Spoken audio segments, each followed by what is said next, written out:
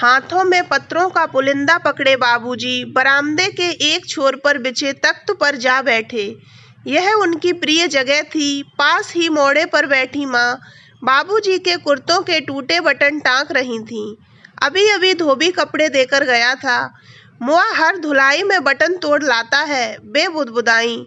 फिर बाबूजी को पत्र पढ़ते देखा तो आंखें कुर्ते पर टिकाए ही पूछ लिया, बहुत चिट्ठियां आई हैं, कोई खास बात?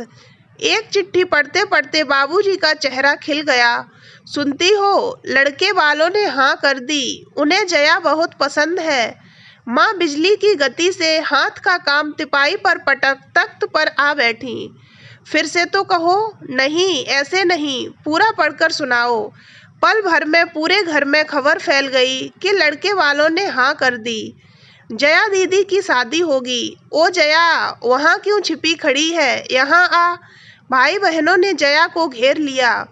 माँ बाबूजी की भरी पूरी गृहस्थी थी। 5 बेटियां, 3 बेटे। इनके अलावा उनके चचेरे मौसेरे फुफेरे भाई बहनों में से कोई न कोई आता ही रहता यहाँ रहकर पढ़ने के लिए। 2-3 बच्चे हमेशा रहते। बाबूजी की पुश्तैनी जमींदारी थी, पर वे पढ़ लिख कर नौकरी में लग गए थे। अंग्रेजों के जमाने की अच्छी सरकारी नौकरी, इससे उनका समाज में रुतबा खुद ब खुद बढ़ गया था। फिर अंग्रेज चले गए, पर सरकारी नौकरी तो थी और नौकरी की शान भी। माँ बाबूजी खुले विचारों के और बच्चों को ऊंची शिक्षा दिलाने के पक्ष में थे। बड़े बेटे और 2 बेटियों का तो विवाह हो चुका था।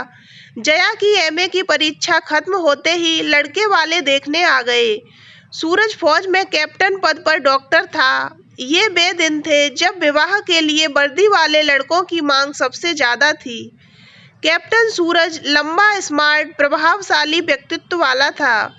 शादी से 2 महीने पहले ही घर में उसकी तैयारियां जोर शोर से होने लगीं। माँ ने दोनों ब्याही बेटियों को महीना भर पहले ही बुला लिया। बेटा बहू तो यहाँ थे ही, घर में रौनक बढ़ गई। 15 दिन पहले ढोलक रख दी गई। तब तक छोटी मामी, एक चाची, ताई की बड़ी बहू आ चुकी थी। रात को खाना पीना निबटते ही मोहल्ले की महिलाएं आज उठती। ढोलक की थाप गूंजती, स्वर लहरियां, घुंघरुओं की छमछम। रात 1-2 बजे तक गाना बजाना, हंसी ठिठोली चलती रहती। सप्ताह भर पहले सब मेहमान आ गए। बाबूजी ने बच्चों के लीडर छोटे भाई के बेटे विशाल को बुलाकर कहा, सड़क से हवेली तक पहुंचने का रास्ता, हवेली और मंडप सजाने का जिम्मा तुम्हारा।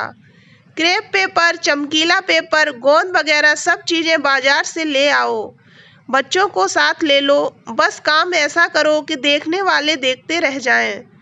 विशाल ने सब बच्चों को इकट्ठा किया। निचले तल्ले का एक कमरा वर्कशॉप बना। कोई कागज काटता, तो कोई गोंद लगाता, तो कोई सुतली पर चिपकाता। विवाह के 2 दिन पहले सारी हवेली झिलमिला उठी। माँ, हम तो बरमाला कराएंगे। दोनों बड़ी बेटियों ने माँ को घेर लिया। बेटी, यह कोई नया रिवाज है क्या? हमारे घर में आज तक नहीं हुआ। तुम दोनों के वक्त कहाँ हुआ था? अब तो सब बड़े घरों में इसका चलन हो गया है। इसमें बुराई क्या है माँ? रौनक बढ़ जाती है। हम तो कराएंगे, बड़ी बेटी ने कहा। फिर माँ ने बेटियों की बात मान ली तो जयमाला की रस्म हुई, जिसे सबने खूब एंजॉय किया। सूरज की पोस्टिंग पुणे में थी। छुट्टियां खत्म होने पर वह जया को लेकर पुणे आ गया।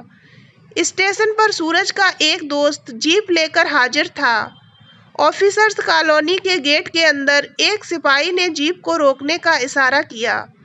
रुकने पर उसने सैल्यूट करके सूरज से कहा, सर साहब ने आपको याद किया है, घर जाने से पहले उनसे मिल लें। सूरज ने सवालिया नज़र से दोस्त की तरफ देखा और बोला, जया, तुम भाभी की चिंता मत करो, मैं इन्हें घर ले जाता हूँ। सूरज चला गया। फिर थोड़ी देर बाद जीप सूरज के घर के सामने रुकी। आओ भाभी, गृह प्रवेश करो। चलो, मैं ताला खोलता हूँ। अरे दरवाज़ा तो अंदर से बंद है। दोस्त ने घंटी बजाई। दरवाज़ा खुला तो 25-26 साल की एक स्मार्ट महिला गोद में कुछ महीने के एक बच्चे को लिए खड़ी दिखी। कहिए, किससे मिलना है? दोस्त हैरान, जया भी परेशान। आप आप कौन हैं और यहाँ क्या कर रही हैं? दोस्त की आवाज में उलझन थी। कमाल है, स्त्री ने नाटकीय अंदाज में कहा। मैं अपने घर में हूँ, बाहर से आप आए और सवाल मुझसे कर रहे हैं। पर यह तो कैप्टन सूरज का घर है। बिल्कुल ठीक, यह सूरज का ही घर है। मैं उनकी पत्नी हूँ और यह हमारा बेटा। पर आप यह सब क्यों पूछ रहे हैं? दोस्त ने जया की तरफ देखा। लगा वह बेहोश होकर गिरने वाली है। उसने लपक कर जया को संभाला। भाभी, संभालिए खुद को। फिर उस महिला से कहा, मैडम, कहीं कोई गलतफहमी है। सूरज तो शादी करके अभी लौटा है, ये उसकी पत्नी। दोस्त की बात खत्म होने से पहले ही वह चिल्ला उठी। सूरज अपनी आदत से बाज नहीं आया, फिर एक और शादी कर डाली। मैं कब तक सहूं, तंग आ गई हूं उसकी इस आदत से। जया को लगा धरती घूम रही है, उसका दिल बैठा जा रहा है। यह सूरज की पत्नी और उसका बच्चा, फिर मुझसे शादी क्यों की उसने? इतना बड़ा धोखा, यहाँ कैसे रहूंगी मैं? बाबूजी को फोन करूं? वह सोच में पड़ गई। तभी एक जीप वहां आकर रुकी। सूरज कूद कर बाहर आया। दोस्त और जया को बाहर खड़ा देख वह हैरान हुआ। तुम दोनों इतनी देर से बाहर क्यों खड़े हो? तभी उसकी नजर जया पर पड़ी। चेहरा एकदम सफेद, जैसे किसी ने शरीर का सारा खून निचोड़ लिया हो। वह लपक कर जया के पास पहुंचा। जया दोस्त का सहारा लिए 2 कदम पीछे हट गई। जया, इसी समय उसकी नजर घर के दरवाजे पर खड़ी महिला पर पड़ी। वह उछल कर दरवाजे पर जा पहुंचा। आप यहाँ क्या कर रही हैं? ओ नो, आपने अपना बार जया पर भी चला दिया। औरत खिलखिला उठी। थोड़ी देर बाद सभी लोग सूरज के ड्राइंग रूम में बैठे हंस हंस कर बातें कर रहे थे। वही महिला चाय व नाश्ता लेकर आई। क्यों जया, अब तो नाराज नहीं हो? सॉरी, बहुत धक्का लगा होगा। इस फौजी कॉलोनी में यह एक रिवाज सा बन गया था। किसी भी ऑफिसर की शादी हो, लोग नई बहू की रैगिंग जरूर करते थे। सूरज की पत्नी बनी सरला दीक्षित और रीना प्रकाश ऐसे कामों में माहिर थीं। कहीं किसी ऑफिसर की पहली पत्नी बन तो किसी को नए पति के उल्टे सीधे कारनामे सुनाकर ऐसी रैगिंग करती थीं कि नई बहू सारी उम्र नहीं भूल पाती थी। इसका एक फायदा यह होता था कि नई बहू के मन में नई जगह की झिझक खत्म हो जाती थी। जया जल्द ही यहाँ की जिंदगी की अभ्यस्त हो गई थी। शनिवार की शाम क्लब जाना, रविवार को किसी के घर गेट टुगेदर। सूरज ने जया को अंग्रेजी धुनों पर नृत्य करना भी सिखा दिया। सूरज और जया की जोड़ी जब डांस फ्लोर पर उतरती तो लोग देखते रह जाते। 5-6 महीने बीतते बीतते जया वहाँ की सांस्कृतिक गतिविधियों की सर्वे सर्वा बन गई। घरों में जया का उदाहरण दिया जाने लगा। खुशहाल थी जया की जिंदगी। बेहद प्यार करने वाला पति, एक्टिव रहने के लिए असीमित अवसर, बड़े अफसरों की वह लाडली बेटी बन गई थी। कभी कभी उसे वह पहला दिन याद आता। सरला दीक्षित ने कमाल का अभिनय किया था।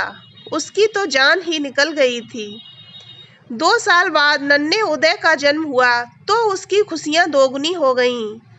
उदय एकदम सूरज का प्रतिरूप था। माँ की संतुष्टि ने जया की खूबसूरती को और बढ़ा दिया। सूरज कभी कभी जया के साथ मजाक करता, मैम साहब, क्लब के काम, घर के काम, और उदय के अलावा एक बंदा यह भी है जो घर में रहता है, कुछ हमारा भी ध्यान रखा करो। जया कह उठती, बताओ तो तुम्हारी अनदेखी कब की मैंने? सूरज, बाकी सब बाद में, मेरे दिल में पहला स्थान तो सिर्फ तुम्हारा ही है। सूरज उसे बाहों में लेकर कहने लगता, क्या मैं यह जानता नहीं हूँ? अब उदय 4 साल का होने को आया था। सूरज अक्सर कहने लगा, घर में अब तुम्हारे जैसी गुड़िया आनी चाहिए। एक दिन घर में घुसते ही सूरज चहका, भेलपूरी। फिर सूंघते हुए वह किचन में चला आया। जल्दी से चखा दो। भेलपूरी सूरज की बहुत बड़ी कमजोरी थी। सुबह दोपहर शाम रात भेलपूरी खाने को वह हमेशा ही तैयार रहता। सूरज की आतुरता देख जया हंस दी। डॉक्टर हो, औरों को तो कहते हो बाहर से आए हो, पहले हाथ मुंह धो लो फिर कुछ खाना। और खुद गंदे हाथ चले आए। सूरज ने जया के सामने जाकर मुंह खोल दिया। तुम्हारे हाथ तो साफ हैं, तुम ही खिला दो, तुम बच्चों से बढ़कर हो। हंसती जया ने चम्मच भर के भेलपूरी उसके मुंह में डाल दी। कमाल की बनी है, मेज पर लगाओ, मैं हाथ मुंह धोकर अभी हाजिर हुआ। एक प्लेट से मेरा क्या होगा, और दो भाई। मेज पर आते ही सूरज ने एक प्लेट फटाफट चट कर ली। तभी फोन की घंटी टनटना उठी। फोन सुन सूरज गंभीर हो गया। मुझे अभी जाना होगा, हमारा एक ट्रक दुर्घटनाग्रस्त हो गया है, हमारे कुछ अफसर कुछ जवान घायल हैं। जया भेलपूरी की एक और प्लेट ले आई और सूरज की प्लेट में डालने लगी तो सूरज बोला, अब तो आकर ही खाऊंगा, मेरे लिए बचा कर रखना। यह कहकर सूरज बाहर जीप में जाकर बैठा। ट्रक दुर्घटना जया की जिंदगी की भयंकर दुर्घटना बन गई। फुल स्पीड से जीप भगाता सूरज एक मोड़ के दूसरी तरफ से आते ट्रक को नहीं देख सका और उससे टकरा गया। उसकी जीप के परखच्चे उड़ गए। जीप में सवार चारों लोगों ने मौके पर ही दम तोड़ दिया। जया की पीड़ा शब्दों में बयां नहीं की जा सकती। वह 3 दिन बेहोश रही। घर मेहमानों से भर गया, पर चारों ओर मरघट सा सन्नाटा। घर ही क्यों, पूरी कॉलोनी स्तब्ध। जया की ससुराल मायके से लोग आए। उन्होंने जया से अपने साथ चलने की बात भी कही, लेकिन उसने कहीं भी जाने से इनकार कर दिया। सास ससुर कुछ दिन ठहर कर चले गए। जया एकदम गुमसुम हो गई। बेटे उदय की बातों तक का जवाब नहीं देती थी। वह इस सच्चाई को बर्दाश्त नहीं कर पा रही थी कि सूरज चला गया है, उसे हमेशा के लिए छोड़कर। जीप की आवाज़ सुनते ही आंखें दरवाजे की ओर उठ जाती। इंसान चला जाता है, पर पीछे कितने काम छोड़ जाता है। मृत्यु भी अपना हिसाब मांगती है। डेथ सर्टिफिकेट, पेंशन, बीमे का काम, दफ्तर के काम। जया ने सब कुछ ससुर पर छोड़ दिया। दफ्तर वालों ने भी पूरी मदद की। आनन फानन सब फॉर्मेलिटीज पूरी हो गईं। इस वक्त 2 बातें एक साथ हुईं, जिन्होंने जया को झंझोड़ कर चैतन्य कर दिया। सूरज के बीमे के 5 लाख रुपए का चेक जया के नाम से आया। जया ने अनमने भाव से दस्तखत कर ससुर को जमा कराने के लिए दे दिया।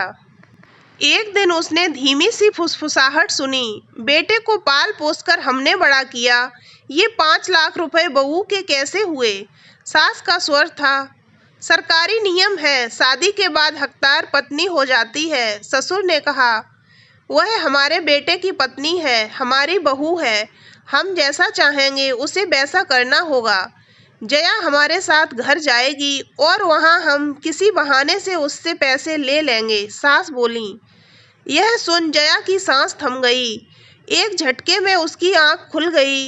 ऐसी मन स्थिति में उसने उदय को अपने दोस्त रमन से कहते सुना, सब कहते हैं पापा मर गए, कभी नहीं आएंगे। मुझसे तो मेरी मम्मी भी छिन गई, मुझसे बोलती ही नहीं, मेरे साथ खेलती भी नहीं, प्यार भी नहीं करती। दादी जी कह रही थी हमें अपने साथ ले जाएंगी, तब तो तू भी मुझसे छिन जाएगा रमन। जया फूट फूट कर रो पड़ी। उसे क्या हो गया था? अपने उदय के प्रति इतनी बेपरवाह कैसे हो गई? 4 साल के बच्चे पर क्या गुजर रही होगी? उसके पापा चले गए तो मुझे लगा मेरा दुख सबसे बड़ा है। मैं बच्चे को भूल गई, यह तो मुरझा जाएगा। उसी दिन एक बात और हुई। शाम को मेजर देशपांडे की माँ जया से मिलने आईं। वे जया को बेटी समान मानती थीं। वे जया के कमरे में ही आकर बैठ गईं।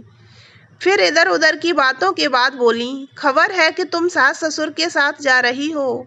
मैं तुम्हारी कोई नहीं होती, पर तुमसे सगी बेटी जैसा स्नेह हो गया है, इसलिए कहती हूँ। वहाँ जाकर तुम और उदय क्या खुश रह सकोगे? सोच कर देखो तुम्हारी जिंदगी की शक्ल क्या होगी। तुम खुलकर जी पाओगी? बच्चा भी मुरझा जाएगा। तुम पढ़ी लिखी समझदार हो। पति चला गया, यह कड़वा सच है, पर क्या तुम में इतनी योग्यता नहीं है कि अपनी व बच्चे की जिंदगी संभाल सको? अभी पैसा तुम्हारा है, कल भी तुम्हारे पास रहेगा, यह भरोसा मत रखना। पैसा है तो कुछ काम भी शुरू कर सकती हो। काम करो, जिंदगी नए सिरे से शुरू करो। जया ने सोचा, दुख जीवन भर का है, उससे हार मान लेना तो कायरता है। सूरज ने हमेशा अपने फैसले खुद करने का मंत्र मुझे दिया। मुझे उदय की जिंदगी बनानी है। आज के बाद अपने फैसले मैं खुद करूंगी। 4 साल बीत गए। जया अब खुश है। उस दिन उसने हिम्मत से काम लिया। जया का नया आत्मविश्वासी रूप देख सास ससुर दोनों हैरान थे। उनकी मिन्नत समझाना, उग्र रूप दिखाना सब बेकार हो गया। जया ने 2 टूक फैसला सुना दिया कि वह यहीं रहेगी। सास ससुर खूब भला बुरा कहकर वहां से चले गए। जया ने वहीं आर्मी स्कूल में पढ़ाना शुरू कर दिया। इससे उसे घर भी नहीं छोड़ना पड़ा। जड़ों से उखड़ना न पड़े तो जीना आसान हो जाता है। अपने ही घर में रहते, अपने परिचित दोस्तों के साथ पढ़ते लिखते उदय पुराने चंचल रूप में लौट आया। तो दोस्तों, अगर आपको ये कहानी अच्छी लगी हो तो वीडियो को लाइक करें और ऐसी ही अन्य कहानियों के लिए हमारे चैनल को सब्सक्राइब अवश्य करें।